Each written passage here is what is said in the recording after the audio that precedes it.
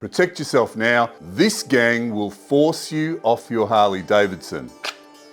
I've got the big blade, the SE5 Escape and Evasion Helper. Ready? What do you have for protection? Now, if you're in the USA, don't even comment because we're restricted to these. It's not bad, really. Bang. So let's figure out who we need to protect ourselves from. Now recently I've seen a few people on the internet say or show that they're removing the Harley Davidson badges from their motorcycles, all because of the woke push that's going on and Harley Davidson's involvement with this. I don't think that's the right thing to do. I'm not doing that to my Street Glide. It's a motorcycle and I love it. I understand that people are frustrated and pissed off, but it's not the motorcycle's fault, and by attempting to get back at Harley Davidson, you're only hurting local people, salesmen, mechanics, and small business owners. It's not their fault. There's plenty you can do if you understand what's going on behind the scenes. If you believe in freedom, if you want to keep riding your Harley or any other motorcycle with a petrol engine, if you want to be free to ride whenever you like, when you choose to ride your Harley, well then this video is for you. Hi, my name's Eamon. Welcome to the channel. Don't forget to stay to the end of the video when I announce the competition winners from last week. That wonderful pair of Resurgence Gear gloves that they're giving away. Those of you who cashed in on the 10% Resurgence Gear discount, well done. It's not too late. The offer runs till the end of July 2023. Don't forget to check out my website, support the channel, grab a cap, sticker or beanie, and let's get into it. If I want to control my Harley, I've got a throttle, clutch and brakes. I can counter steer, I can lean the bike through a corner. It's pretty easy, isn't it? If I want to control a group of Harleys, I can put them on a racetrack. We all know that Harleys are like super bikes. We'd absolutely cluster bomb a track. Smells like victory.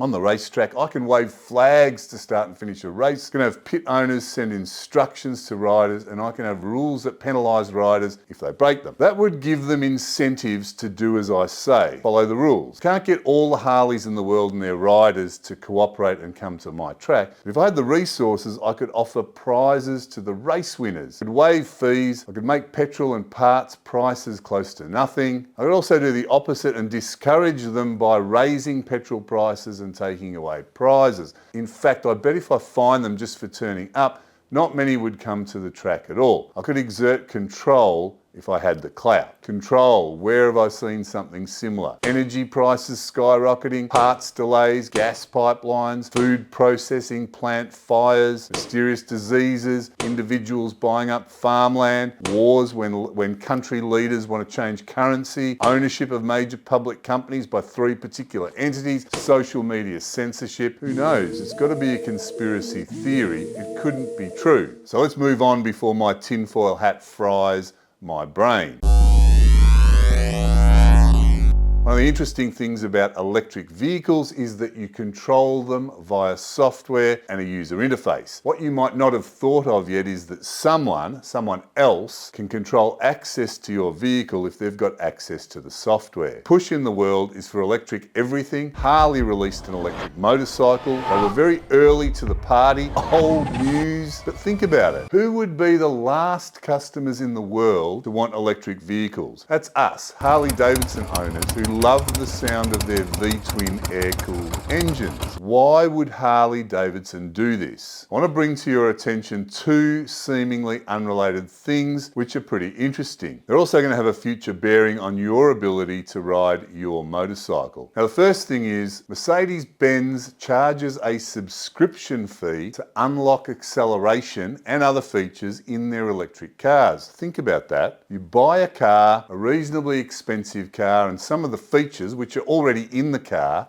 are locked up via software, and then they charge you an extra, a yearly fee to unlock those features. Now from a business perspective, it's a smart way to make a lot of money if people are willing to buy that. And I notice a few of the other car manufacturers now have this in their pipeline. Mercedes made $1 billion from this subscription service in 2022, so people will pay. But do you see how easy it is for someone else to control your car, your transport, your freedom, your Harley Davidson? Now the second thing is, did you know that they have cameras that can tell if you're driving an electric vehicle or not?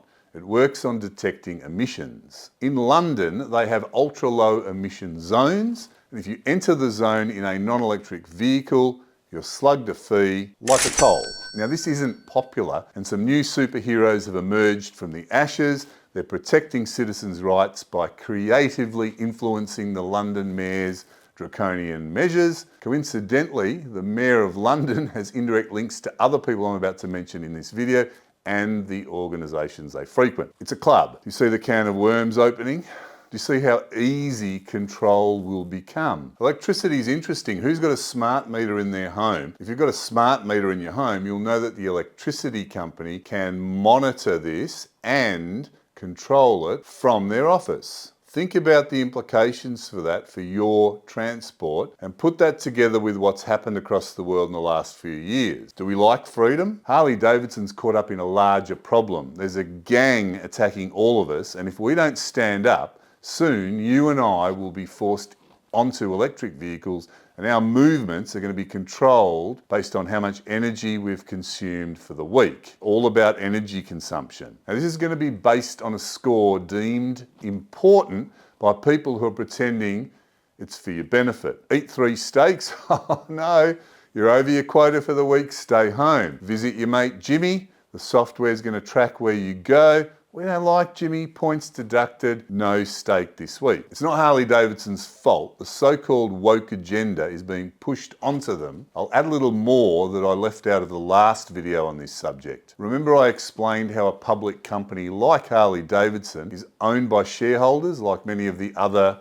largest companies in the world are. Anyone can buy shares in Harley Davidson. They run at about 35 United States dollar at the time of making this video. There are currently 146,187,000 shares, so you can see that you need deep pockets if you want to influence the company. To get just 10%, you need to pull $511 million from your loose change jar, and that's beyond most people. 3 investment entities with bottomless pockets own a portion of most of the world's companies, including Harley Davidson, and they get to push their agenda. How they're able to obtain so much money will have to be covered in another video. It's complex, it's detailed, it's too shocking for this one.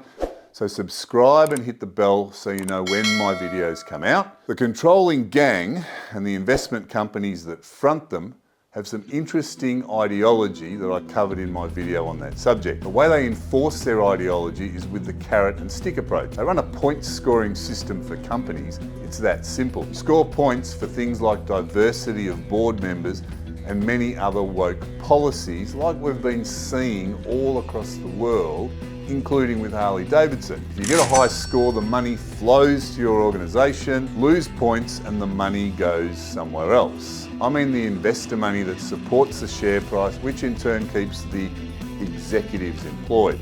Sort of like do as I say or lose your job. Now the scoring system is a CEI, and it rewards and penalises companies based on what's known as an ESG score. ESG stands for Environmental Social Governance. The CEI is run by the HRC, which stands for Human Rights Campaign. Following this. Now, this is a political lobby group, the largest LGBTQ lobby group in the world. But let's be very clear, this isn't about people's sexuality. It's got nothing to do with gender or anything that relates to non-political LGBTQ interests. The HRC is funded by no other than George Soros. And for those of you who haven't heard of Georgie Boy, he's in his 90s now, a very wealthy businessman who increased his already large fortune in 1992 by betting $10 billion that the British pound will drop.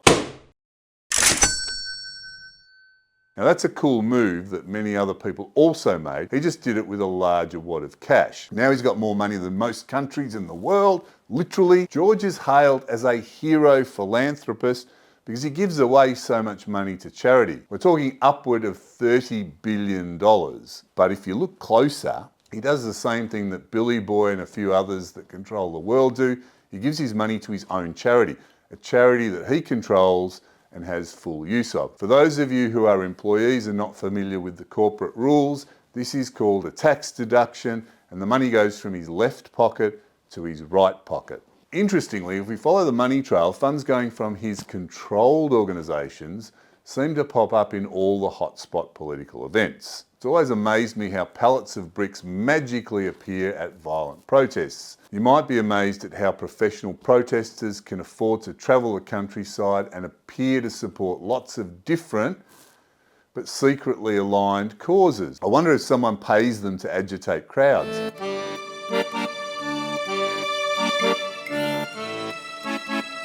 Fortunately, we're lucky in the age of social media. Not only can we see pictures of every Harley in the world right on your phone, but we now have citizen reporters, alternate news outlets and other platforms where we can watch this unfold without censorship. Now, I've shown you a small glimpse of the world behind the woke push. I hope you understand that this is not the fault of Harley Davidson motorcycles. The brand lives on through thick and thin. If enough of you stand up, we're going to survive to shred tyres for another day. I know many of you are saying, I just want to ride my bike and I want to play Aussie Ostrich and bury my head in the sand. But you won't be able to ride your Harley if the current agenda and ideology come to pass. So think about your stance. It's not about politics. I'm not advocating violence because all I've got's a Nerf gun, although this is pretty handy. But seriously, violence is going to do nothing, but you're going to have to do something if you want to continue to be free to ride whenever you like. Winner! So let's get to the winner of last week's competition. Who will win this great pair of Resurgence Gear gloves? According to the randomizer app,